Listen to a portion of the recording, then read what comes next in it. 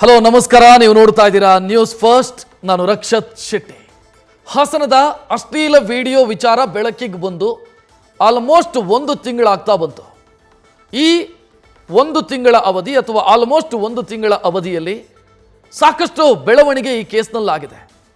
ಒಂದೆಡೆ ತನಿಖೆ ನಡೀತಾ ಇದ್ರೆ ಮತ್ತೊಂದೆಡೆ ಆರೋಪ ಪ್ರತ್ಯಾರೋಪಗಳು ರಾಜಕೀಯವಾಗಿಯೂ ಕೂಡ ಇದಕ್ಕೆ ಸುತ್ತಿಕೊಳ್ತಾ ಇದೆ. ಪ್ರಮುಖವಾಗಿ ಆ ವಿಡಿಯೋದಲ್ಲಿರೋರು ಯಾರು ಅನ್ನೋದು ಸ್ಪಷ್ಟವಾಗಿದೆ. ವಿಡಿಯೋ ಸರ್ಕ್ಯುಲೇಟ್ ಮಾಡಿದ್ಯಾರು ಅನ್ನುವಂಥ ಪ್ರಶ್ನೆಗೆ ಇನ್ನೂ ಕೂಡ ಉತ್ತರ ಸಿಕ್ಕಿಲ್ಲ.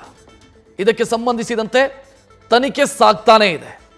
ಇದರ ಮಧ್ಯೆ ರಾಜಕೀಯ ಕೆಸರೆರ ಚಾಟ ಕೂಡ ನಡೀತಾನೇ ಇದೆ. ಹೊಸ ಹೊಸ ಟ್ವಿಸ್ಟು ಕೂಡ ಸಿಗ್ತಾ ಇದೆ. ನಿನ್ನೆಯೂ ಕೂಡ ಇದೇ ವಿಚಾರಕ್ಕೆ ಸಂಬಂಧಿಸಿದಂತೆ ಅಶ್ಲೀಲ ಪೆನ್ಡ್ರೈವ್ ಕೇಸ್ನಲ್ಲಿ ಮತ್ತೊಂದು ಟ್ವಿಸ್ಟ್ ಸಿಕ್ಕಿದೆ, ಮತ್ತೊಂದು ಟರ್ನ್ ಅನ್ನು ಪಡ್ಕೊಂಡಿದೆ. ಹಾಸನದ ಡರ್ಟಿ ಪಿಕ್ಚರ್ಗೆ ಈಗ 100 ಕೋಟಿ ಡೀಲಿಂಗ್ನ ಲಿಂಕು ಕೂಡ ಆಗಿದೆ. ರಾಜ್ಯ ರಾಜಕೀಯದಲ್ಲಿ ದೇವರಾಜೇಗೌಡ ಹೇಳಿಕೆ ಸಂಚಲನಕ್ಕೆ ಕಾರಣ ಆಗ್ತಾ ಇದೆ. ಪೆನ್ ಡ್ರೈವ್ ಬಳಸಿ ರಾಜಕೀಯ ಲಾಭದ ಲೆಕ್ಕಾಚಾರ ಹಾಕಿದವರು ಯಾರು? ಅಯೋಗ್ಯನೊಬ್ಬ ವಿಡಿಯೋ ಮಾಡಿಕೊಂಡ, ಆತನ ವಿಕೃತಿಯನ್ನ ಬಳಸಿ ರಾಜಕೀಯ ಗೆಲುವಿನ ಲೆಕ್ಕಾಚಾರ ಹಾಕಿದ್ಯಾರು ಅನ್ನೋದು ಸದ್ಯಕ್ಕಿರುವಂತ ಪ್ರಶ್ನೆ. ಇದು ಎಲ್ಲಿಗೆ ತಲುಪಿದೆ ಅಂತಂದ್ರೆ DK+4 ಸಚಿವರು ಮತ್ತು ಮೋದಿ ಪ್ಲಸ್ HDK ಅನ್ನೋ ರೀತಿಯಲ್ಲಿ ಆಗಿದೆ ಇದು ಅನ್ನೋ ಆರೋಪಗಳು ಕೇಳಿ ಬರ್ತಾ ಇದೆ. ಆರೋಪ ಮತ್ತೆ ಮುನ್ನೆಲೆಗೆ ಬರೋದಕ್ಕೆ ಕಾರಣ ಆದವರು ಬಿಜೆಪಿ ಮುಖಂಡ ಮತ್ತು ವಕೀಲರೂ ಆಗಿರುವಂತ ದೇವರಾಜೇಗೌಡ. ಸದ್ಯ ಅವರು SIT ಕಸ್ಟಡಿಯಲ್ಲಿದ್ದಾರೆ. ನಿನ್ನೆ ಅವರು SIT ಕಸ್ಟಡಿಗೆ ಹೋಗೋದಕ್ಕಿಂತ ಮುಂಚಿತವಾಗಿ, ಅಂದ್ರೆ ಹಾಸನ ಪೊಲೀಸರು ಅವರನ್ನು SITಗೆ ಕೊಡೋದಕ್ಕಿಂತ ಮುಂಚಿತವಾಗಿ ಅವರು ಮಾತನಾಡಿದ್ರು. ಪೊಲೀಸ್ ಕಸ್ಟಡಿಯಲ್ಲೇ ಇದ್ಕೊಂಡು ಮಾತನಾಡಿದ್ರು. ಆ ಮಾತು ಈಗ ಚರ್ಚೆಗೆ ಕಾರಣ ಆಗಿದೆ.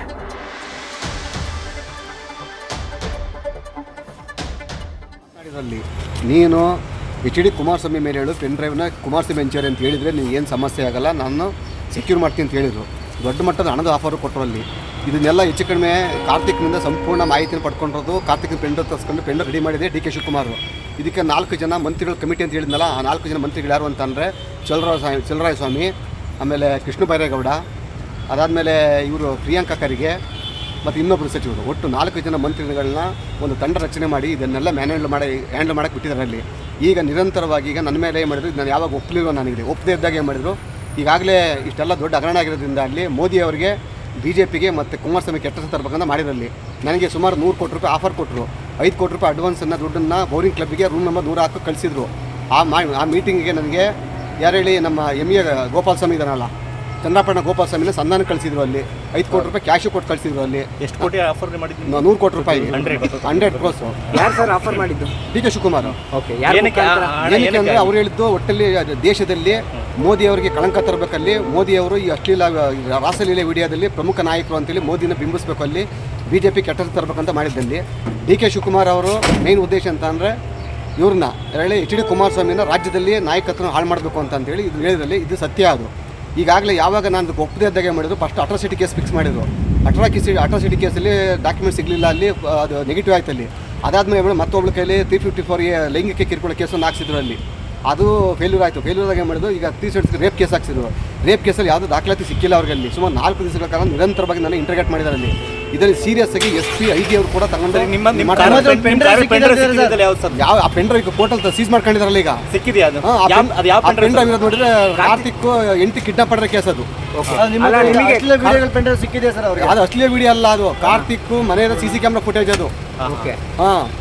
ಆ ಪೆನ್ ಡ್ರೈವ್ನ ನಾ ಕೊಡೋದಕ್ಕೆ ಆ ಪೆನ್ ಡ್ರೈವ್ ಇಲ್ಲ ಅಂತೇಳಿ ಈಗ ಇದನ್ನ ಶಿವರಾಮೇಗೌಡ ಹೌದು ಎಷ್ಟು ಆಫರ್ ಮಾಡಿದ್ರು ಸರ್? ನೇರವಾಗಿ DK ಶಿವಕುಮಾರ್ ಅಂತ ಮಾತಾಡಿದಾರಲ್ಲ, ಕೃಷ್ಣ ಬೈರೇಗೌಡರು. ಪೆನ್ ಡ್ರೈವ್ ಅಲ್ಲಿ ಯಾವ ವಿಡಿಯೋ ಐತೆ ಸರ್? ಇದು ಕಾರ್ತಿಕ್ 8 ಕಿಡ್ನಾಪ್ ಮಾಡಿರೋ ವಿಡಿಯೋ, CC ಕ್ಯಾಮ್ರಾ ಫುಟೇಜ್ ಎಲ್ಲ ಇದಾವೆ. ಸದ್ಯದಲ್ಲಿ ಬಿಡುಗಡೆ ಮಾಡ್ತೀನಿ. ಸರ್ಕಾರ ಪತನ ಆಯ್ತದೆ. ನಾನು ಹೊರಗಡೆ ಬಂದಿರ್ತೇನೆ, ಸರ್ಕಾರ ಪತನ ಆಗೋಯ್ತದೆ. ನಿಮ್ಮ ಮನೇಲಿ ಎಲ್ಲ ರೈಡ್ ಮಾಡಾರೆ ಕೊಡ್ರೆ? ಏನ್ ರೈಡ್ ಮಾಡ್ಲಿ ಅಂತ ಏನೂ ಇಲ್ಲ, ಏನೂ ಸಿಕ್ಕಲ್ಲ ಅವ್ರಿಗೆ. ಎಲ್ಲಿಟ್ಟಿದ್ರ ಕೊಡ್ರೆ? ಎಲ್ಲಿಟ್ಟಿದ್ರ? ಎಲ್ಲಿಟ್ಟಿದ್ದಾರೆ ಸಾಕ್ಷಿ? ಇದು ದೇವರಾಜೇಗೌಡರು ಕೊಟ್ಟಂತ ಹೇಳಿಕೆ, ನಿನ್ನೆ ಕೊಟ್ಟಂತ ಹೇಳಿಕೆ ಒಂದಿಷ್ಟು ಅನುಮಾನಗಳಿಗೂ ಕೂಡ ಕಾರಣ ಆಗ್ತಾ ಇದೆ. ಯಾಕಂತಂದ್ರೆ ಒಂದು ಹ್ಯೂಜ್ ಅಮೌಂಟನ್ನು ಹೇಳ್ತಾರೆ ಅವರು, 100 ಕೋಟಿ ಅನ್ನುವಂಥ ಅಮೌಂಟು. ಅಂದರೆ ಇದನ್ನು ಎಕ್ಸಾಜಿರೇಟ್ ಮಾಡೋದಕ್ಕೆ, ಅಂದರೆ ಇದನ್ನು ಅತಿರಂಜಕವಾಗಿ ಹೇಳೋದಕ್ಕೆ ಇದನ್ನು ಬಳಸಿದ್ರಾ ಅಂತ ನನಗೆ ಗೊತ್ತಿಲ್ಲ. 100 ಕೋಟಿ ಖರ್ಚು ಮಾಡೋದಕ್ಕೆ ಡಿ ಕೆ ಶಿವಕುಮಾರ್ ರೆಡಿ ಇದ್ರು, ಅಥವಾ 100 ಕೋಟಿ ನನಗೆ ಕೊಡೋದಕ್ಕೆ ಡಿ ಕೆ ಶಿವಕುಮಾರ್ ರೆಡಿ ಇದ್ರು ಅಂತ ಹೇಳ್ತಾರೆ. ಒಂದು ಆರೋಪಕ್ಕಷ್ಟೇ. ಅಂದರೆ ದೇವರಾಜೇಗೌಡರು ಬಂದು ಇದು ಕುಮಾರಸ್ವಾಮಿ ಮಾಡಿಸಿದ್ರು ಅನ್ನೋ ಸ್ಟೇಟ್ಮೆಂಟ್ ಕೊಟ್ಟರೆ ಸಾಕಿತ್ತು, ದೇವರಾಜೇಗೌಡರಿಗೆ 100 ಕೋಟಿ ಸಿಗ್ತಾ ಇತ್ತು ಅನ್ನೋದು ಅವರು ಮಾಡ್ತಾ ಇರುವಂಥ ಆರೋಪ. ಇದರ ಬಗ್ಗೆ ಸಹಜವಾಗಿ ಅನುಮಾನ ಮೂಡುತ್ತೆ. ಕಾರಣ ದೇವರಾಜೇಗೌಡರ ಟೋಟಲ್ ಪ್ರಾಪರ್ಟಿ ಇರೋದು 80 ಕೋಟಿ. ಅವರು ಎಲೆಕ್ಷನ್ಗೆ ಕಂಟೆಸ್ಟ್ ಮಾಡಿದಾಗ ಅಫಿಡವಿಟ್ ಹಾಕಿದ್ದು. ಅಂದರೆ ಇವರ ಪ್ರಾಪರ್ಟಿಗಿಂತ ಮತ್ತೆ 20 ಕೋಟಿ ಜಾಸ್ತಿ ಆಫರ್ ಮಾಡಿದ್ದಾರೆ ಒಂದು ಹೇಳಿಕೆಗೆ, ಒಂದು ಸ್ಟೇಟ್ಮೆಂಟಿಗೆ. ಕುಮಾರಸ್ವಾಮಿ ಮಾಡಿಸಿದ್ದು ಅಂತ ನೀನು ಹೇಳು ಅಂತ ಹೇಳಿದರೆ 100 ಕೋಟಿ ಕೊಡ್ತಿದ್ರಂತೆ ಡಿ ಕೆ ಶಿವಕುಮಾರ್. ನಂಬಬಹುದಾ ಇದನ್ನ? ಗೊತ್ತಿಲ್ಲ. ನಂಬಿಕೆ ಯಾವಾಗ ಬರುತ್ತೆ ಅಂತಂದರೆ ಇದಕ್ಕೆ ಸಂಬಂಧಿಸಿದಂಥ ಸಪೋರ್ಟಿವ್ ಡಾಕ್ಯುಮೆಂಟ್ಸ್ ಏನಾದರೂ ಇದ್ದರೆ, ಅಂದರೆ ಫೋನ್ ಸಂಭಾಷಣೆಯ ವಿವರ ಅಥವಾ ಫೋನ್ ಸಂಭಾಷಣೆಯ ರೆಕಾರ್ಡು, ಇಂಥದ್ದೇನಾದರೂ ಇದ್ದರೆ ಈ ಹೇಳಿಕೆಯನ್ನು ಅಥವಾ ಈ ಆರೋಪವನ್ನು ನಂಬೋದಕ್ಕೆ ಸಾಧ್ಯ. ಇಲ್ಲ ಅಂತಂದರೆ ಡಿ ಕೆ ಶಿವಕುಮಾರ್ ಅಂತ ಒಬ್ಬ ಚತುರ ರಾಜಕಾರಣಿ 100 ಕೋಟಿ ಕೊಟ್ಟು ಒಂದು ಹೇಳಿಕೆಯಲ್ಲಿ ಡೀಲ್ ಮಾಡಿಸ್ತಾರಾ ಅನ್ನೋದು ಪ್ರಶ್ನಾರ್ಥಕ ಚಿಹ್ನೆ. ಎರಡನೇದು, 3 ಸಚಿವರ ಹೆಸರು ಹೇಳಿದರು ದೇವರಾಜೇಗೌಡರು: ಕೃಷ್ಣ ಬೈರೇಗೌಡ, ಪ್ರಿಯಾಂಕ್ ಖರ್ಗೆ, ಚಲುವರಾಯಸ್ವಾಮಿ. ಮತ್ತೊಬ್ರು ಅಂತ ಹೇಳ್ತಾರೆ, ಅವ್ರು ಯಾರು ಅಂತ ಅವರಿಗೆ ಗೊತ್ತಿಲ್ಲ, ಮತ್ತೊಬ್ರು ಇದ್ದಾರೆ ಅಂತ ಹೇಳ್ತಾರೆ. ಸೊ ಈ ಹೇಳಿಕೆ ಎಲ್ಲವೂ ಕೂಡ ಒಂದು ರೀತಿ ಗೊಂದಲಕ್ಕೆ ಕಾರಣ ಆಗ್ತಾ ಇದೆ. ಯಾಕೆ ಅಂತ ನಾನು ಹೇಳ್ತೀನಿ. ಹಿಂದೆ ದೇವರಾಜೇಗೌಡರು ಒಂದು ಸುದ್ದಿಗೋಷ್ಠಿ ಮಾಡಿ ನನ್ನ ಜೊತೆ ಡಿ ಕೆ ಶಿವಕುಮಾರ್ ಮಾತನಾಡಿದರು ಅಂತ ಒಂದು ಆಡಿಯೋ ಕ್ಲಿಪ್ಪನ್ನು ಸುದ್ದಿಗೋಷ್ಠಿಯಲ್ಲಿ ತೋರಿಸಿದರು. ಆ ಆಡಿಯೋದಲ್ಲಿ ಡಿ ಕೆ ಶಿವಕುಮಾರ್ ಮಾತನಾಡಿದ ಒಂದು ವಾಯ್ಸ್ ಬರುತ್ತೆ. ಆ ನಂತರದ್ದನ್ನು ಅವರು ಪ್ರೊಡ್ಯೂಸ್ ಮಾಡಲೇ ಇಲ್ಲ ಮೀಡಿಯಾದ ಎದುರು. ಸೊ ಮೀಡಿಯಾದ ಎದುರು ಕೊಡಲೇ ಇಲ್ಲ. ಏನು ಮಾತುಕತೆಯಾಗಿತ್ತು ಡಿ ಕೆ ಶಿವಕುಮಾರಿಗೂ ದೇವರಾಜೇಗೌಡರಿಗೆ ಮಧ್ಯೆ, ಏನು ಮಾತುಕತೆಯಾಗಿತ್ತು? ಸೊ ಇದು ಯಾವುದನ್ನು ಅವರು ಕೊಡಲೇ ಇಲ್ಲ. ಒಬ್ಬ ವ್ಯಕ್ತಿಯ ಮೇಲೆ ನಂಬಿಕೆ ಯಾವಾಗ ಬರುತ್ತೆ ಅಂತಂದರೆ ದಾಖಲೆಗಳನ್ನು ಇಟ್ಟುಕೊಂಡು ಮಾತನಾಡಿದಂಥ ಸಂದರ್ಭದಲ್ಲಿ ನಂಬಿಕೆ ಬರುತ್ತೆ. ಇನ್ನೇನೋ ಬೌರಿಂಗ್ ಕ್ಲಬ್ಬಿಗೆ 5 ಕೋಟಿ ರೂಪಾಯಿ ಕಳಿಸಿದ್ರು ಅಂತ ದೇವರಾಜೇಗೌಡರು ಹೇಳ್ತಾರೆ. ಇದು ನಂಬಬಹುದಾ? ಗೊತ್ತಿಲ್ಲ. ಆದರೆ ಇದು ಬಿಜೆಪಿ ಮತ್ತು ಜಾತ್ಯತೀತ ಜನತಾದಳಕ್ಕೆ ರಾಜಕೀಯ ಅಸ್ತ್ರವಾಗಿದೆ ಅನ್ನೋದು ಗೊತ್ತಾಗ್ತಾ ಇದೆ. ಒಂದು ಟ್ವೀಟ್ ಅನ್ನು ನೋಡಿಬಿಡೋಣ. ದೇವರಾಜೇಗೌಡರು ನಿನ್ನೆ ಮಾತನಾಡಿದ್ರು, ಈ ಹೇಳಿಕೆಯನ್ನೇನು ಕೊಟ್ಟರು. ಅದಾದ ತಕ್ಷಣ ಜಾತ್ಯತೀತ ಜನತಾದಳ ಈ ಟ್ವೀಟ್ ಅನ್ನು ಮಾಡಿದೆ. ನೋಡ್ತಾ ಇದ್ದೀರಿ ಈ ಟ್ವೀಟ್ ಅನ್ನು. ಆ ಟ್ವೀಟ್ನ ಒಟ್ಟು ಸಾರಾಂಶವೂ ಕೂಡ ಅದೇ ಇರೋದು. ಅಂದರೆ ದೇವರಾಜೇಗೌಡರು ಈ ರೀತಿ ಆರೋಪ ಮಾಡಿದ್ದಾರೆ. ಆ ಟ್ವೀಟಲ್ಲಿ ಚಲುವರಾಯಸ್ವಾಮಿ ಹೆಸರು, ಪ್ರಿಯಾಂಕ್ ಖರ್ಗೆ ಹೆಸರು, ಇಂಥವ್ರದ್ದೆಲ್ಲ ಹೆಸರನ್ನ ಹೇಳಿದ್ದಾರೆ ಅನ್ನೋದನ್ನು JDS ಟ್ವೀಟ್ ಮಾಡಿ ಡಿ ಕೆ ಶಿವಕುಮಾರ್ ಮೇಲೆ ಆರೋಪ ಮಾಡಿದೆ. ಇದಾದ ನಂತರ ಇವತ್ತು ಕಾಂಗ್ರೆಸ್ಸು ಕೂಡ ಟ್ವೀಟ್ ಮಾಡ್ತು. ಕಾಂಗ್ರೆಸ್ ಮಾಡಿದಂಥ ಟ್ವೀಟನ್ನು ನೋಡ್ತಾ ಇದ್ದೀರಿ. ಏನು? ದೇವರಾಜೇಗೌಡರ ಆರೋಪದಲ್ಲಿ ಸತ್ಯಾಂಶ ಇಲ್ಲ. ಬ್ರದರ್ ಸ್ವಾಮಿಗಳು, ಅಂದರೆ ಬ್ರದರ್ ಸ್ವಾಮಿ ಅಂದರೆ ಕುಮಾರಸ್ವಾಮಿ ಅವರ ಹೆಸರನ್ನ ಇಲ್ಲಿ ಉಲ್ಲೇಖಿಸಿದ್ದಾರೆ. ಕುಮಾರಸ್ವಾಮಿ ಅವರ ಹೇಳಿದಂತೆ ಇವರು ಹೇಳಿಕೆಯನ್ನು ಕೊಟ್ಟಿದ್ದಾರೆ ಅನ್ನೋದು ಕಾಂಗ್ರೆಸ್ ವ್ಯಕ್ತಪಡಿಸ್ತಾ ಇರುವಂಥ ಅನುಮಾನ. 2 ಟ್ವೀಟನ್ನು ನೋಡ್ತಾ ಇದ್ದೀರಿ. ಇಲ್ಲಿ ದೇವರಾಜೇಗೌಡರು ನಿನ್ನೆ ಈ ಹೇಳಿಕೆಯನ್ನು ಏನು ಕೊಟ್ಟರು ಅಥವಾ ಈ ಆರೋಪಗಳನ್ನು ಏನು ಮಾಡಿದರು, ಇದಾದ ಬೆನ್ನಿಗೆ ಇವತ್ತೊಂದಿಷ್ಟು ಡೆವಲಪ್ಮೆಂಟ್ ಆಗಿದೆ. ಕಾಂಗ್ರೆಸ್ಸು ಸಹಜವಾಗಿ ಈ ಹೇಳಿಕೆ ಅಥವಾ ಈ ಆರೋಪದಿಂದ ಕೆಂಡಾಮಂಡಲ ಆಗಿದೆ. ಕಾಂಗ್ರೆಸ್ನ ಪ್ರಮುಖ ನಾಯಕರು ಹೇಳಿಕೆಗಳನ್ನು ಕೊಟ್ಟಿದ್ದಾರೆ. ಇವತ್ತು ದೇವರಾಜೇಗೌಡ ಆರೋಪಕ್ಕೆ ಕಾಂಗ್ರೆಸ್ ನಾಯಕರು ಫುಲ್ ಗರಂ ಆಗಿದ್ದಾರೆ. ದೇವರಾಜೇಗೌಡರು ಮಾಡಿದಂಥ ಆರೋಪ ಏನಿದೆ ಅದಕ್ಕೆ ಗರಂ ಆಗಿದ್ದಾರೆ ಕಾಂಗ್ರೆಸ್ನ ನಾಯಕರು. ಆ ಡೀಟೇಲ್ ನೋಡ್ಬಿಡೋಣ. ದೇವರಾಜೇಗೌಡ ಹೇಳಿಕೆ ಏನಿದೆ ಅದರ ಹಿಂದೆ ಕುಮಾರಸ್ವಾಮಿಯವರ ನೆರಳಿದೆ ಅಂತ ಕಾಂಗ್ರೆಸ್ ಶಂಕೆ ವ್ಯಕ್ತಪಡಿಸ್ತಾ ಇದೆ. ಇವತ್ತು ದೇವರಾಜೇಗೌಡರು ಪ್ರಸ್ತಾಪ ಮಾಡಿದಂಥ ಡಿ ಕೆ ಶಿವಕುಮಾರ್, ಪ್ರಿಯಾಂಕ್ ಖರ್ಗೆ, ಚಲುವರಾಯಸ್ವಾಮಿ 3 ಮಾತನಾಡಿದ್ದಾರೆ. ಕೃಷ್ಣ ಬೈರೇಗೌಡರು ಪ್ರತಿಕ್ರಿಯೆ ಕೊಟ್ಟಿಲ್ಲ ಈವರೆಗೂ ಕೂಡ. ಮತ್ತು ದೇವರಾಜೇಗೌಡ ಅವರ ಆರೋಪವನ್ನು ನಿರಾಕರಿಸಿ ನಮಗೂ ಇದಕ್ಕೂ ಯಾವ ಸಂಬಂಧವೂ ಇಲ್ಲ ಅಂತ ಹೇಳಿಕೊಂಡಿದ್ದಾರೆ. ಮತ್ತೊಂದೆಡೆ ಕೇಸನ್ನು CBI ತನಿಖೆಗೆ ವಹಿಸೋದಕ್ಕೆ ಕಾಂಗ್ರೆಸ್ ನಿರಾಕರಿಸ್ತಾ ಇದೆ, ಸ್ಪಷ್ಟವಾಗಿ ನಿರಾಕರಿಸ್ತಾ ಇದೆ. ಕಾಂಗ್ರೆಸ್ನ ನಾಯಕರು ಇನ್ಕ್ಲೂಡಿಂಗ್ ಡಿ ಕೆ ಶಿವಕುಮಾರ್ ಮಾತನಾಡಿದ್ದಾರೆ. ಯಾರ್ಯಾರು ಏನೇನು ಮಾತನಾಡಿದ್ರು ಇದಕ್ಕೆ ಸಂಬಂಧಿಸಿ ನೋಡೋಣ.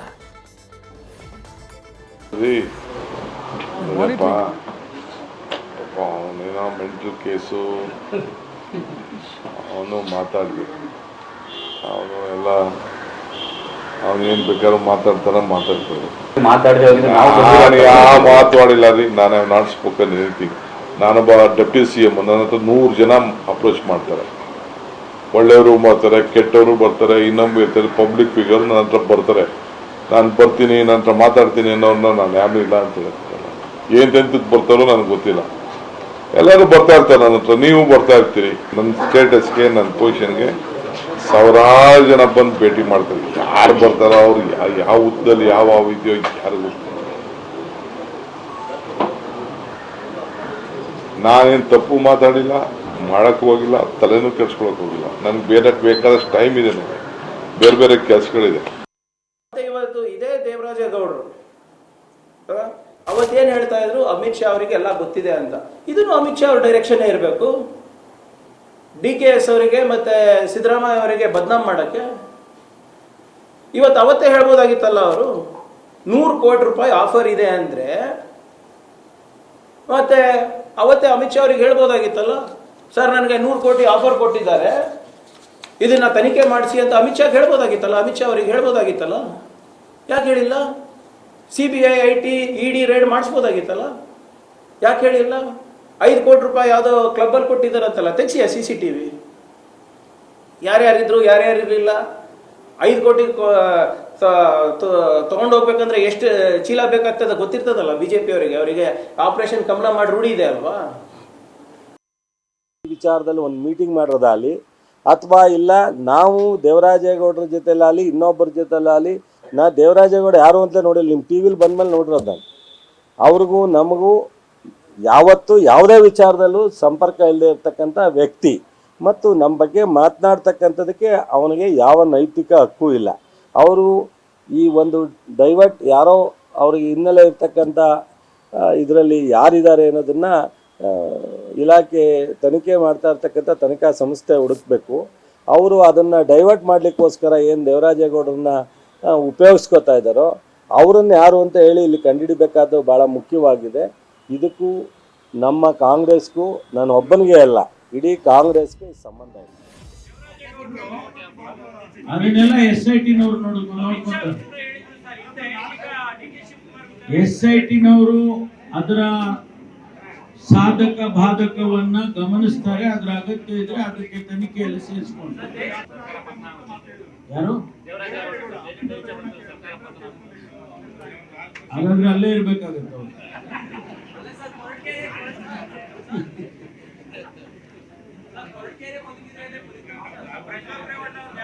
ಥ್ಯಾಂಕ್ ಯು, ಧನ್ಯವಾದಗಳು.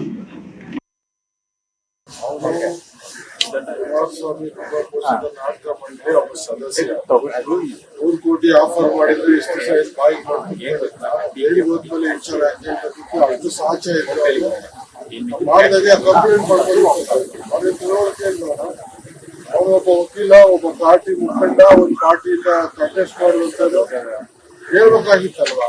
ಜೈಲಿಗೆ ಹೋದ್ಮೇಲೆ ಅವನ ತಪ್ಪು ಮುಚ್ಕೊಳ್ಳೋಕೆ ಬೇರೆಯವ್ರ ಮೇಲೆ ಬಾಯಿಗೆ ಬಂದಿದ್ದು ಮಾತಾಡಿದ್ರೆ 100 ಕೋಟಿಗೆ ಏನು 100 ಕೋಟಿ ತೂಕ ಎಷ್ಟು ಅಂತ ಅವ್ರಿಗೆ ಗೊತ್ತಿದೆಯಾ? ಅವ್ರಿಗೆ ಸುಮ್ಮನೆ ಬಾಯಿಗೆ ಬಂದಾಗ ಏನೋ ಮಾತಾಡ್ಬೇಕು. ಇವರೆಲ್ಲ ಪ್ಲಾನ್ ಮಾಡ್ತಾರೆ, ಇವೆಲ್ಲ ಸುಮ್ಮನೆ ಅಲಿಗೇಷನ್ ಮಾಡಿ ಅವ್ರ ಮೇಲಿರೋ ಆರೋಪಗಳನ್ನ ಮುಚ್ಕೊಳ್ಳೋಕೆ ಇವೆಲ್ಲ ಡಾಕ್ಯುಮೆಂಟ್ ಎಲ್ಲ ಕೊಟ್ಟು ಹೋಗೋದಾಯ್ತಲ್ಲ. ಹೊರಗಡೆ ಇದ್ದಿದ್ದಲ್ವಾ ಇಷ್ಟು ದಿವಸ? ಏನ್ ಮಾಡ್ಬೋದು? ವಕೀಲಾಗಿ ಜವಾಬ್ದಾರಿ ಇಲ್ವಾ?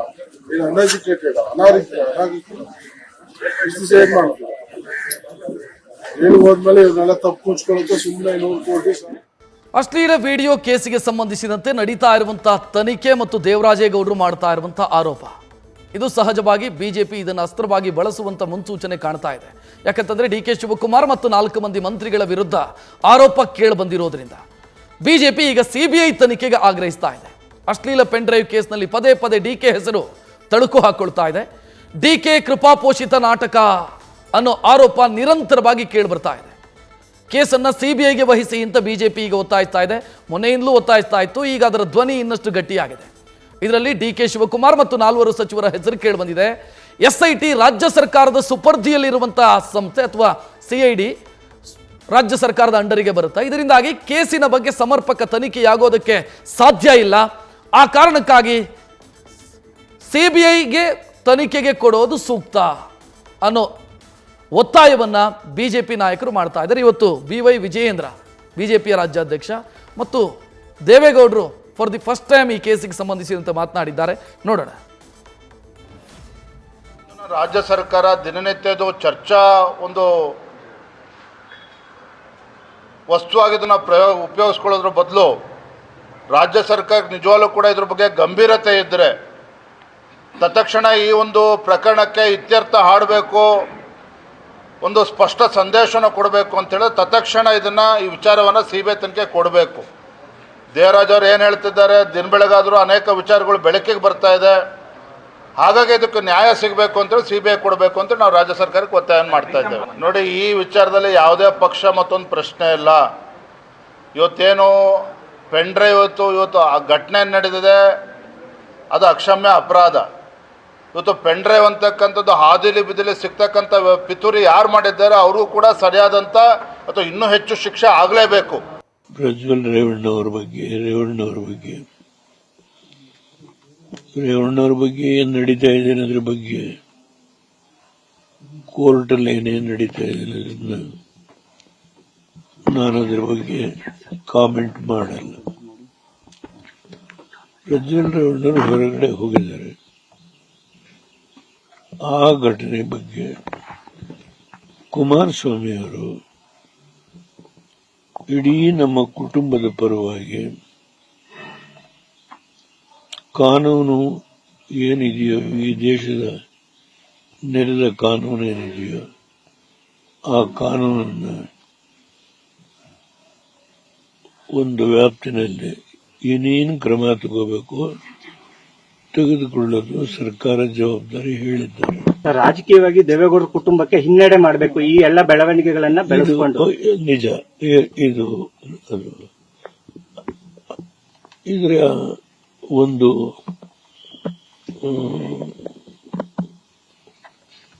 ಹೋರಾಟ ನಡೆದಿದೆ. ನೀವು ದೇವರಾಜೇಗೌಡರು ಹೇಳಿದ್ರಿ, ಹಿಂದೆ ಬೇರೆ ಬೇರೆ ಇದ್ದಾರೆ, ಅದೆಲ್ಲ ಬೇಡ. ಈಗ ನಾನೇ ಹೆಸರು ತೆಗೆಯಲ್ಲ, ತುಂಬಾ ಜನ ಇದ್ದಾರೆ. ಅದರಿಂದಲೇ ಕುಮಾರಸ್ವಾಮಿ ಇದ್ರ ಬಗ್ಗೆ ಏನೇನು ಕ್ರಮ ತಗೋಬೇಕು ಅಂತ ಹೇಳಿದ್ದಾರೆ. ಇದಿಷ್ಟು ರಾಜಕೀಯಕ್ಕೆ ಸಂಬಂಧಿಸಿದಂಥ ವಿಚಾರ ಆಯಿತು. ಇನ್ನು ತನಿಖೆಗೆ ಸಂಬಂಧಿಸಿದಂತೆ ಒಂದಿಷ್ಟು ಪ್ರಶ್ನೆಗಳಿಗೆ ಉತ್ತರ ಇನ್ನೂ ಕೂಡ ಸಿಕ್ಕಿಲ್ಲ. ನಾನು ಆಗಲೇ ಹೇಳಿದೆ, ಆಲ್ಮೋಸ್ಟ್ 1 ತಿಂಗಳಾಗ್ತಾ ಬಂತು ಈ ವಿಡಿಯೋಗಳು ವೈರಲ್ ಆಗೋದಕ್ಕೆ ಶುರುವಾಗಿ ಅನ್ನೋದನ್ನು. 21ನೇ ತಾರೀಕೇನು ಫಸ್ಟ್ FIR ದಾಖಲಾಗಿದ್ದು ಈ ವಿಡಿಯೋಗೆ ಸಂಬಂಧಿಸಿದಂತೆ. ಆಲ್ಮೋಸ್ಟ್ 1 ತಿಂಗಳಾಗ್ತಾ ಬಂತು. ಸೊ ಇಲ್ಲಿ ಪ್ರಶ್ನೆಗೆ ಉತ್ತರ ಸಿಕ್ಕಿದ್ದು ಯಾವುದು, ಆ ವಿಡಿಯೋ ಯಾರದ್ದು ಅನ್ನುವಂಥ ಪ್ರಶ್ನೆಗೆ ಉತ್ತರ ಸಿಕ್ಕಿದೆ. ಯಾಕೆ ಅಂತಂದರೆ, ಒಬ್ಬರು 44 ವರ್ಷದ ಮಹಿಳೆ, ಆ ವಿಡಿಯೋದಲ್ಲಿರೋದು ನಾನು, ಮತ್ತು ವಿಡಿಯೋ ಚಿತ್ರೀಕರಿಸಿದ್ದು ಪ್ರಜ್ವಲ್ ರೇವಣ್ಣ, ನನ್ನ ಮೇಲೆ ಅತ್ಯಾಚಾರ ಮಾಡಿದ್ದಾರೆ ಅಂತ ಹೇಳಿರೋದ್ರಿಂದ ಆ ವಿಡಿಯೋ ಯಾರ್ದು ಅನ್ನುವಂಥ ಪ್ರಶ್ನೆಗೆ ರಾಜ್ಯದ ಜನರ ಮುಂದೆ ಉತ್ತರ ಇದೆ. ಯಾರ್ದದು ವಿಡಿಯೋ, ಯಾರು ವಿಡಿಯೋ ಚಿತ್ರೀಕರಿಸಿದ್ದು, ಈ ಪ್ರಶ್ನೆಗೆ ಒಂದು ಹಂತದಲ್ಲಿ ಉತ್ತರ ಸಿಕ್ಕಿದೆ. ಮತ್ತು ನಾನಲ್ಲ ಅಂತ ಹೇಳ್ಕೊಳ್ಳೋದಕ್ಕೆ ಪ್ರಜ್ವಲ್ ರೇವಣ್ಣ ತಲೆಬರೆಸಿಕೊಂಡು ಕೂತಿದ್ದಾರೆ. ಸೊ ಆ ಕಾರಣಕ್ಕಾಗಿ ಈ ಹಂತದಲ್ಲಿ ಅದು ಅವ್ರದ್ದೇ ವಿಡಿಯೋ ಇರಬಹುದೇನೋ ಅನ್ನೋ ಅನುಮಾನ ರಾಜ್ಯದ ಜನರಲ್ಲಿ ಸೃಷ್ಟಿಯಾಗಿರೋದು. ಇನ್ನು ವಿಡಿಯೋ ಸಂಗ್ರಹಿಸಿದ್ಯಾರು, ಪ್ರಜ್ವಲ್ ರೇವಣ್ಣ ಅವರ ಮೊಬೈಲಲ್ಲಿ ಇದ್ದಂಥ ವಿಡಿಯೋವನ್ನು ಅದನ್ನು ಪಡ್ಕೊಂಡಿದ್ಯಾರು ಅನ್ನೋ ಪ್ರಶ್ನೆಗೂ ಕೂಡ ಉತ್ತರ ಸಿಕ್ಕಿದೆ. ಅದು ಯಾರು ಅಂತಂದರೆ ಪ್ರಜ್ವಲ್ ರೇವಣ್ಣ ಅವರ ಮಾಜಿ ಕಾರು ಚಾಲಕ ಕಾರ್ತಿಕ್.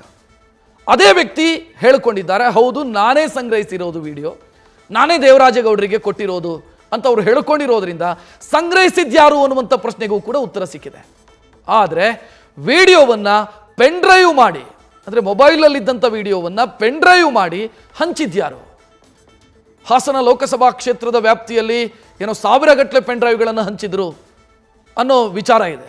ಅದು ಮಾಡಿದ್ಯಾರು? ಬೇರೆ ಬೇರೆ ಸೋಷಿಯಲ್ ಮೀಡಿಯಾ ಪ್ಲಾಟ್ಫಾರ್ಮಲ್ಲಿ ಆಗಿರಬಹುದು, ಅಥವಾ ಮೊಬೈಲಲ್ಲಿ ವಾಟ್ಸಪ್ ಮುಖಾಂತರ ಹಂಚಿದ್ಯಾರು? ಈ ಪ್ರಶ್ನೆಗೆ ಉತ್ತರ ಸಿಕ್ಕಿಲ್ಲ. SIT ತನಿಖೆ ಸಂಪೂರ್ಣವಾಗಿ ಈ ಪ್ರಶ್ನೆಗೆ ಉತ್ತರ ಕಂಡುಕೊಳ್ಳೋದಕ್ಕೆ SIT ತನಿಖೆ ಮಾಡ್ತಿದೆ. ಆದರೆ ತನಿಖೆ ಸಂಪೂರ್ಣವಾಗಿ ದೇವರಾಜೇಗೌಡ ಕೇಂದ್ರಿತವಾಗಿ ನಡೀತಾ ಇದೆ. ಅಂದರೆ ಅವರಿಗೆ ಕಾರ್ತಿಕ್ ಗೌಡ ವಿಡಿಯೋ ಕೊಟ್ಟಿದ್ದ ಅನ್ನೋ ಹೇಳಿಕೆಯ ಆಧಾರದ ಮೇಲೆಯೇ ತನಿಖೆ ಆಗ್ತಾ ಇದೆ. ಬಿಟ್ಟರೆ ಅಲ್ಲಿ ಹಾಸನದಲ್ಲಿ ಪೆನ್ ಡ್ರೈವ್ಗಳನ್ನು ಹಂಚಿದ್ರಲ್ವ, ಮನೆಗೆ ಅಲ್ಲಲ್ಲೆಲ್ಲೋ ಬಸ್ ಸ್ಟ್ಯಾಂಡಲ್ಲೆಲ್ಲ ಹಂಚಿದ್ದಾರೆ ಅನ್ನುವಂಥ ಆರೋಪ ಇದೆ. ಅದನ್ನು ಮಾಡಿದ್ಯಾರು? ಸೊ ಅದಕ್ಕೆ ಉತ್ತರ ಇಲ್ಲ. ಪ್ರೀತಮ್ ಗೌಡ ಆಪ್ತರನ್ನು ಅರೆಸ್ಟ್ ಮಾಡಿ ತನಿಖೆಯನ್ನು ಕೂಡ ಮಾಡಲಾಗ್ತಾ ಇದೆ. ಆದರೆ ಈ ಕೇಸ್ನಲ್ಲಿ ವಿಡಿಯೋ ಹಂಚಿದ್ದಾರೆ ಅಂತ FIR ದಾಖಲಾಗಿರುವಂಥ ಪ್ರಜ್ವಲ್ ರೇವಣ್ಣ ಅವರ ಆಪ್ತರಿಂದ FIR, ಅದು ಯಾರೋ ಪೂರ್ಣಚಂದ್ರ ತೇಜಸ್ವಿ ಅಂತ ಒಬ್ಬರು ಕಂಪ್ಲೇಂಟ್ ಕೊಟ್ಟಿದ್ದಾರೆ. ಅವ್ರು ಕೊಟ್ಟಿರೋದು ನವೀನ್ ಗೌಡ, ಕಾರ್ತಿಕ್, ಪುಟ್ಟರಾಜು ಇವರ ಮೇಲೆ ಕಂಪ್ಲೇಂಟ್ ಕೊಟ್ಟಿದ್ದಾರೆ. ಅವರನ್ನು ಇಲ್ಲಿ ತನಕ SIT ಟಚ್ಚು ಮಾಡಿಲ್ಲ. ಸೊ ಇದು ಒಂದು ಸ್ವಲ್ಪ ಅನುಮಾನಕ್ಕೆ ಕಾರಣ ಆಗ್ತಾ ಇದೆ. ತನಿಖಾ ವೈಖರಿಯ ಬಗ್ಗೆ ಹಲವು ಅನುಮಾನಗಳಿದ್ದಾವೆ. ಆ ಅನುಮಾನಗಳು ಏನು ಅನ್ನೋದನ್ನು ಒಂದೊಂದಾಗಿ ನೋಡ್ತಾ ಹೋಗೋಣ ನಾವು. ತನಿಖಾ ವೈಖರಿ, SITಯ ತನಿಖಾ ವೈಖರಿಯ ಬಗ್ಗೆ ಈಗಿರುವಂಥ ಅನುಮಾನಗಳು ಯಾವುದು? ಮೊದಲ ಅನುಮಾನ, ದೇವರಾಜೇಗೌಡ ಅರೆಸ್ಟ್ ಆದಂಥ ಸಮಯ ಮತ್ತು ಸಂದರ್ಭ. ಯಾಕೆ ಅಂತಂದರೆ ದೇವರಾಜೇಗೌಡರ ಮೇಲೆ ಒಂದು ಕೇಸ್ ಆಯಿತು, ಅದಕ್ಕಾಗಿ ಅವರನ್ನು ಅರೆಸ್ಟ್ ಮಾಡಿದರು, ಅದು ಅವರಿಗೆ ಸಂಬಂಧಿಸಿದ್ದು, ಅವರ ಪರ್ಸನಲ್ ಅದು. ಆದರೆ ದೇವರಾಜೇಗೌಡರ ಮೇಲೆ ಕೇಸ್ ಆಗಿದ್ದು ಏಪ್ರಿಲ್ 1ಗೆ, ಏಪ್ರಿಲ್ ಆರಂಭದಲ್ಲಿ. ಅರೆಸ್ಟ್ ಮಾಡಿದ್ದು ಮೇಯಲ್ಲಿ. ಯಾವಾಗ ಅಂತಂದರೆ DK ಶಿವಕುಮಾರ್ ವಿರುದ್ಧ ಆರೋಪ ಮಾಡಿದ ನಂತರ ದೇವರಾಜೇಗೌಡರನ್ನು ಅರೆಸ್ಟ್ ಮಾಡಿದರು. ಸೊ ಈ ಸಮಯ ಮತ್ತು ಸಂದರ್ಭ ಇದೆಯಲ್ಲ, ಇದು ಅನುಮಾನಕ್ಕೆ ಕಾರಣ ಆಗ್ತಾ ಇದೆ. ಪೊಲೀಸರ ನಡೆಯ ಬಗ್ಗೆ ಅನುಮಾನ ಮೂಡ್ತಾ ಇದೆ. ಯಾಕೆ ಏಪ್ರಿಲ್ 1ಕ್ಕೆ ಕಂಪ್ಲೇಂಟ್ ಆಗಿರುವಂಥ ಕೇಸಲ್ಲಿ DK ಶಿವಕುಮಾರ್ ವಿರುದ್ಧ ಆರೋಪ ಮಾಡಿದ ನಂತರ ದೇವರಾಜೇಗೌಡರನ್ನು ಅರೆಸ್ಟ್ ಮಾಡಿದರು? ಸೊ ಇದು ಸಹಜ ಅನುಮಾನ. ಯಾಕೆ? ಶೂಟ್ ದಿ ಮೆಸೆಂಜರ್ ಅನ್ನುವಂಥ ಯೋಚನೆನಾ? ಯಾರು ಸತ್ಯ ಹೇಳ್ತಿದ್ದಾರೋ ಅವರನ್ನು ಕೊಲ್ಲಬೇಕು ಅನ್ನುವಂಥ ಯೋಚನೆಯನ್ನೇನಾದರೂ ಪೊಲೀಸರು ಮಾಡ್ತಾ ಇದ್ದಾರಾ? ಗೊತ್ತಿಲ್ಲ. ಈ ಅನುಮಾನ ಒಂದು ಮೂಡ್ತಾ ಇದೆ. ಎರಡನೇ ಅನುಮಾನ, ನವೀನ್ ಗೌಡ, ಕಾರ್ತಿಕ್, ಪುಟ್ಟಿ ಎಲಿಯಾಸ್ ಪುಟ್ಟರಾಜು ಇವರಿಗೆ ಸಿಗ್ತಾ ಇರುವಂಥ ವಿನಾಯಿತಿ. ಯಾಕಂತಂದ್ರೆ ಇವರ ಮೇಲೆ ಸೇಮ್ ಆರೋಪ ಇದೆ. ಇವರು ವಿಡಿಯೋ ಹಂಚಿದ್ರು, ವಿಡಿಯೋ ಶೇರ್ ಮಾಡಿದ್ರು ಸೋಷಿಯಲ್ ಮೀಡಿಯಾದಲ್ಲಿ, ಮತ್ತು ಇದರ ಹಿಂದೆ ಇವರಿದ್ದಾರೆ ಅನ್ನೋ ಆರೋಪ ಇದೆ. FIR ಆಗಿದೆ. ಬಟ್ SIT ಇವರನ್ನು ಟಚ್ ಮಾಡಿಲ್ಲ. SIT ಇವರ ಬಗ್ಗೆ ಯಾವುದೇ ರೀತಿಯಲ್ಲಿ ಕ್ರಮ ಕೈಗೊಂಡಿಲ್ಲ ಅನ್ನುವಂಥ ಆರೋಪ ಇದೆ. ಯಾಕೆ ವಿನಾಯಿತಿ ಸಿಗ್ತಾ ಇದೆ? ಇದು ಅನುಮಾನ ನಂಬರ್ 2. ಮೂರನೇ ಅನುಮಾನ ಮೂಡ್ತಾ ಇರೋದು ಯಾವುದು ಅಂತಂದ್ರೆ, ಸುಮ್ಮನೆ ಶಾಸಕ ಎ ಮಂಜು, ಅರಕಲಗೂಡು MLA ಹೆಸರನ್ನು ಪ್ರಸ್ತಾಪ ಆಗಿದೆ. ಈ ನವೀನ್ ಗೌಡ ತನ್ನ ಫೇಸ್ಬುಕ್ಕಲ್ಲೇನೋ ಪೋಸ್ಟ್ ಹಾಕೊಂಡಿದ್ದಾನೆ, ನಾನು ಕೊಟ್ಟಿರೋದು ಎ ಮಂಜು ಅವರಿಗೆ ಈ ಪೆನ್ ಡ್ರೈವನ್ನು. ಅಂದರೆ ಸುಮ್ಮನೆ ಯಾರ್ಯಾರನ್ನೋ ಇದಕ್ಕೆ ಎಳೆಯುವಂಥ ಪ್ರಯತ್ನ ಅದು. ಎ ಮಂಜು ಆನಂತರ ಬಂದು ಅವರು ಒಂದು ಕಂಪ್ಲೇಂಟ್ ಕೊಟ್ಟರು, ಅವರು ದೂರು ಕೊಟ್ಟರು, ನನಗೂ ಇದಕ್ಕೆ ಸಂಬಂಧ ಇಲ್ಲ, ಸುಮ್ಮನೆ ದೇವೇಗೌಡರ ಫ್ಯಾಮಿಲಿ ಜೊತೆ ನಾನು ಚೆನ್ನಾಗಿದ್ದೀನಿ ಅನ್ನೋ ಕಾರಣಕ್ಕಾಗಿ ನನ್ನನ್ನು ವಿಲನ್ ಮಾಡೋದಕ್ಕೆ ಹೊರಟಿದ್ದಾರೆ ಅಂತ. ಸೊ ಇಲ್ಲಿ ಎ ಮಂಜು ಹೆಸರು ಯಾಕೆ ಪ್ರಸ್ತಾಪ ಆಯಿತು? ಏನೋ ಡಿಸ್ಟರ್ಬ್ ಮಾಡುವಂಥ ಪ್ರಯತ್ನ ಆಗ್ತಾ ಇದೆಯಾ ಹಾಸನದಲ್ಲಿ?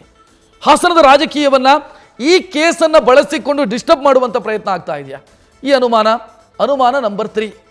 ನಾಲ್ಕನೆಯ ಅನುಮಾನ, ಇಡೀ ತನಿಖೆ ಸರ್ಕಾರದ ಅಥವಾ ಹೋಮ್ ಮಿನಿಸ್ಟರ್ ನಿರ್ದೇಶನದಂತೆ, ತನಿಖಾಧಿಕಾರಿಯ ನಿರ್ದೇಶನದಂತೆ ನಡೆದರೆ ಒಂದು, ಕಾಂಗ್ರೆಸ್ ನಿರ್ದೇಶನದಂತೆ ಇಡೀ ತನಿಖೆ ನಡೀತಾ ಇದೆಯಾ? SIT ಅಧಿಕಾರಿಗಳು ಮಾಡ್ತಾ ಇರುವಂಥ ತನಿಖೆ ಡೈರೆಕ್ಷನ್ ಕೊಡ್ತಾ ಇರೋದು ಕಾಂಗ್ರೆಸ್ಸಾ ಅನ್ನೋದೊಂದು ಸಹಜ ಪ್ರಶ್ನೆ ಜನಸಾಮಾನ್ಯರನ್ನು ಕಾಡ್ತಾ ಇದೆ. ಕಾರಣ ತನಿಖೆಯಲ್ಲಿ 2 ರೀತಿ. ಒಂದು ಸತ್ಯವನ್ನು ಹುಡುಕೋದು, ಏನು ಸತ್ಯ ಅಂತ ಹುಡುಕೋದು. ಮತ್ತೊಂದು ಪೂರ್ವಾಗ್ರಹ ಪೀಡಿತರಾಗಿ ಇಂಥವರೇ ಅಂತ ಅನ್ಕೊಂಡು ಅವರನ್ನೇ ಫಿಕ್ಸ್ ಮಾಡೋದಕ್ಕೆ ನೋಡೋದು. ಅಂದರೆ ಹೇಗೆ ಅಂತಂದರೆ, ಇಲ್ಲಿ SIT ಪೂರ್ವಾಗ್ರಹ ಪೀಡಿತವಾಗಿ ತನಿಖೆ ಮಾಡ್ತಾ ಇದೆಯಾ, ದೇವರಾಜೇಗೌಡರೇ ಮಾಡಿರಬೇಕು, ವಿಡಿಯೋವನ್ನು ವೈರಲ್ ಮಾಡಿರಬೇಕು ಅಂತ ಪೂರ್ವಾಗ್ರಹ ಪೀಡಿತರಾಗಿ. ಅಂದರೆ ಹುಲಿಯನ್ನು ಹಿಡೀರಿ ಅಂತ ಅರಣ್ಯ ಇಲಾಖೆಯವರಿಗೆ ಹೇಳಿದರೆ ಹಿಡಿಯೋದಕ್ಕಾಗದೆ ಇಲಿಯನ್ನೋ ನಾಯಿಯನ್ನೋ ಹಿಡಿದು ಇದೇ ಹುಲಿ ಅಂತ ತೋರಿಸೋದು, ಇದು ಒಂದು ತನಿಖೆ. ಸೊ ಅಂಥದ್ದೇನಾದರೂ ಆಗ್ತಾ ಇದೆಯಾ ಇಲ್ಲಿ? ಪೂರ್ವಾಗ್ರಹ ಪೀಡಿತರಾಗಿ ಹುಲಿಯನ್ನು ಹಿಡಿಯೋ ಬದಲು ಇಲಿಯನ್ನು ಹಿಡಿದು ಇದೇ ಹುಲಿ ಅಂತ ತೋರಿಸೋ ಪ್ರಯತ್ನಗಳಾಗ್ತಾ ಇದೆಯಾ? ಗೊತ್ತಿಲ್ಲ. ಆ ರೀತಿಯ ಅನುಮಾನವೂ ಕೂಡ ಈ ಕೇಸ್ನಲ್ಲಿ ಸಹಜವಾಗಿ ಮೂಡ್ತಾ ಇದೆ.